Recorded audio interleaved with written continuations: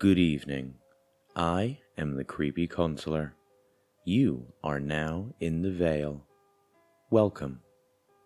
I was just sitting here in my booth checking the time and realized you were late for your shift. Better hurry along. But do remember my advice. If you feel uneasy or if they notice you at any point, run, and I will open the veil for you again. Tonight's story is brought to us from Horror Junkie and is titled, I Work at a Small Town McDonald's. My manager makes us follow a strange set of rules. I'll have a number 4 meal with extra cheese, 2 Big Macs with a large fry, 3 apple pies, and a shamrock shake. All right, Stan, your total comes out to $46.50. The land whale grunted approvingly as he shoved a greasy wad of crumpled bills into Gary's outstretched palm. Here's your change. I'll call your number when it's ready. Stan trundled away to await his late-night snack as Gary and I prepared the food. Geez, man, does he have a family waiting at home or something? I whispered as Gary shoveled fries into a red and yellow box. Blair, does that man look like he's got a wife and kids? Stan is one of our regulars. You'll see him pretty often if you stick with the night shift. I grimaced as I prepared the shake. Great. Lucky me. Hey, it could be a lot worse. Honestly, Stan is the least of your worries, he said as a shudder rippled through his body. We processed the remainder of the food in silence. Gary and I then shuffled to the counter, each donning a full tray.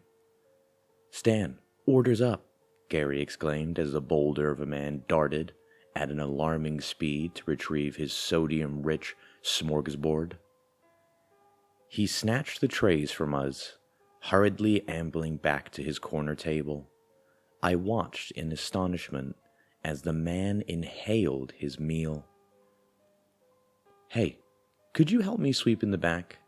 Best to do it now before any more customers. Gary was interrupted by an obnoxiously loud alarm blaring from his pocket. Stan looked up at him, glowering at the unwelcome ringing. Sorry, gotta take this, he said, darting to the kitchen and out of view. He returned a moment later. All the color had drained from his face. He appeared sickly, like he'd suddenly caught a nasty case of the flu. That was my Aunt Norma. She said my parents were in a car wreck. Apparently, my mom is in critical condition. He stared off into space, his brain slowly processing the tragic information it had just received. Gary, I'm so sorry. Do you need me to call someone? He snapped out of his trance, tears brimming in the corners of his eyes. He quickly wiped them away. No, I'll be fine. Okay, but with all due respect, what are you still doing here? Go be with your family, dude. I can handle closing on my own. He locked eyes with me, a stern determination creeping over his countenance. You're right. I need to go. Here, take my key to the restaurant. There's a list of rules in Dave's office. Go read them the first chance you get. You need to follow them to a T, no matter how ridiculous they sound. Got it? Yep, I'll take care of it. Now go, I said as Gary handed me a small silver object. He sprinted out the front door, letting it slam shut behind him. I fashioned Gary's drive-through headset below my hat and headed to the back to familiarize myself with the nighttime protocols. I laboriously pushed open the door to Dave's office. You'd think that this thing was made from solid gold with how heavy it was. I surveyed my surroundings, my eyes immediately falling to the life-size portrait beaming back at me. Really, Dave? Even I'm not that self-absorbed, I muttered, continuing my search. I defaulted to the pockmarked bulletin board to my right. There they were, posted clear as day. I swiftly scanned over them. Rules for the night shift. 1. You are allowed a 7-minute grace period. No exceptions. 2. If a hooded figure knocks at the drive-thru window, do not answer it. Stay out of its direct line of sight, and it will leave. 3. If Stan claims that you forgot his pickles, offer him a free complimentary chocolate shake.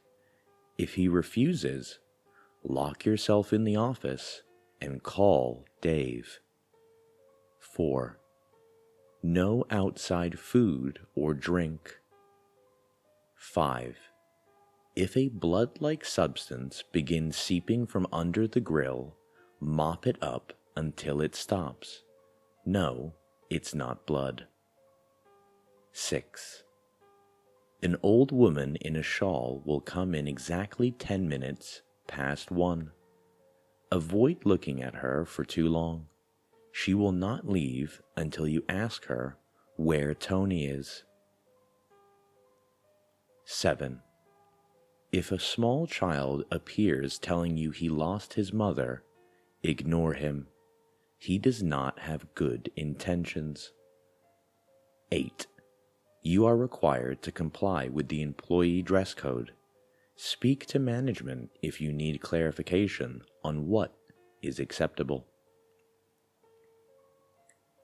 9. If you are alone and you feel the undeniable sensation of being watched, lock yourself in the office immediately and wait for it to dissipate. 10. The store closes at 2 a.m.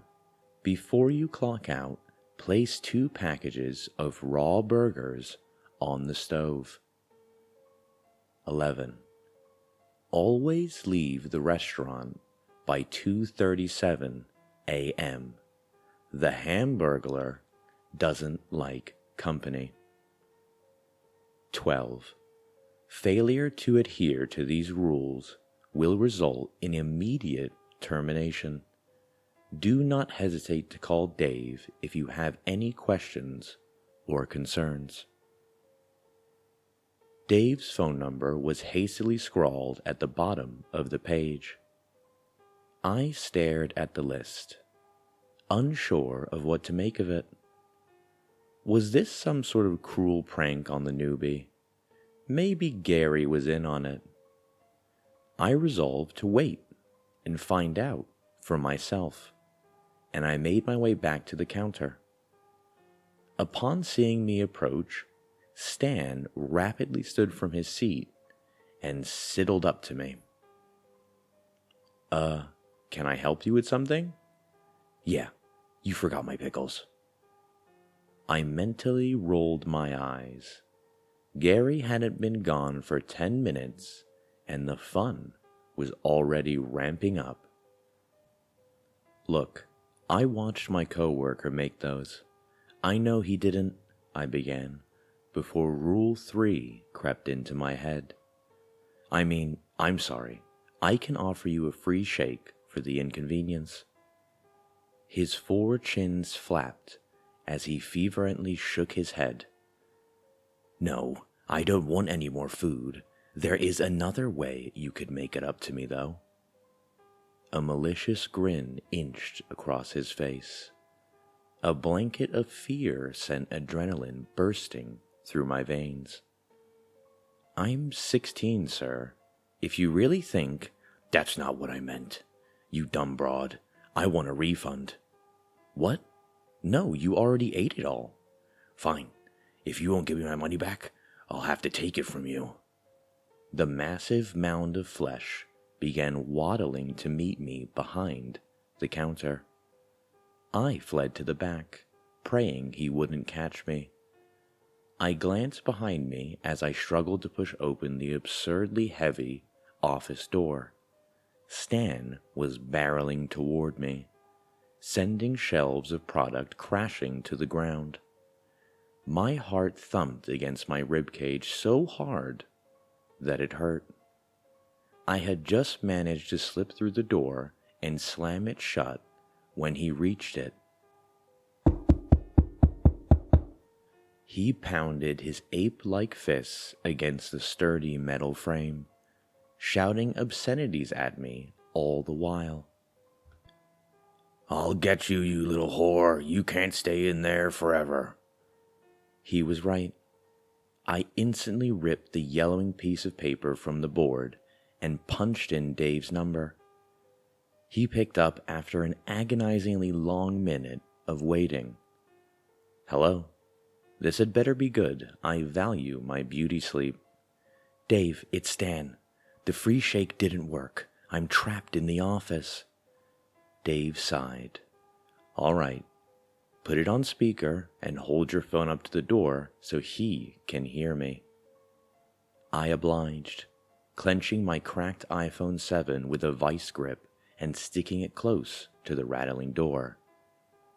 Stan, can you hear me? It's Dave." The room fell eerily silent. "Oh yeah, what's up, Davey?" "Stan, are you harassing one of my employees again? I don't need to get Mrs. Barra on the phone. Do I?" No, please, I'll behave, I swear. Please, just don't call her." His voice trembled as he spoke. "I don't know. That's what you said last time." "I promise, I'll never bother her again. Come on, Davey, show a little compassion." Dave took a moment to respond. "All right, but I need you to go home, and you need to apologize to Mrs. Blake for scaring her." "Blair?" I interjected, facepalming myself. "Right. Apologize to Blair, and I'll let you off the hook." "Oh, thank you. Sorry, Blaze. So, can I take you up on that free shake?" "No, Stan. No free shake tonight. I need you to leave," Dave said, a stern finality in his statement. Without another word, Stan angrily tromped through the kitchen and out the front door. I didn't release my breath until I heard it shut behind him. Thanks, Dave." "Anytime, kid. In my experience, threatening to call his mother is a decent deterrent for any overgrown man baby." I chuckled, sensing the tension disperse. "I'm gonna go back to bed now. Good luck tonight." And with that, he abruptly hung up. I sat for a moment, controlling my breathing in order to steady my palpitating heart, before returning to my duties. I trudged into the kitchen and begrudgingly got to work cleaning the mess of boxes and condiments that Stan had strewn throughout the area. I had just put the final ketchup bottle in its place when out of the corner of my eye, I saw it. A figure was standing at the drive-thru window. I immediately tensed up, every muscle in my body freezing in place. It glared at me, yellow glowing eyes piercing the darkness. It raised a gloved fist and knocked lightly on the thin glass. The sound freed me from my stupor. Rule 2. I dashed to the counter and crouched behind it, hugging my knees to my chest. Ice flooded my veins as the knocking grew louder. The window shook in its frame as the light knocks soon escalated into rapid pounding. I squeezed my eyes shut, terrified at the notion that the slim barrier to the outside world wouldn't hold. The constant noise assaulted my eardrums, crashing against them like thunder during a storm. The knocking crescendoed into a fever pitch of resounding slams. Just when I thought that I might lose my sanity, it stopped. I glanced up in the midst of the unsettling silence I found myself in. It was gone. As if the entity had never appeared in the first place. I gradually stood and took my time getting my bearings. I hesitantly peeked around the corner at the drive-thru. Nothing. Not so much as a scratch on the glass. I glanced down at my phone. 12:15 a.m. Less than 2 hours. I could handle it, right? I began sweeping like Gary was beginning to ask me to do prior to receiving his unfortunate news. I was thankful for a break in the action. I didn't know how much more I could take.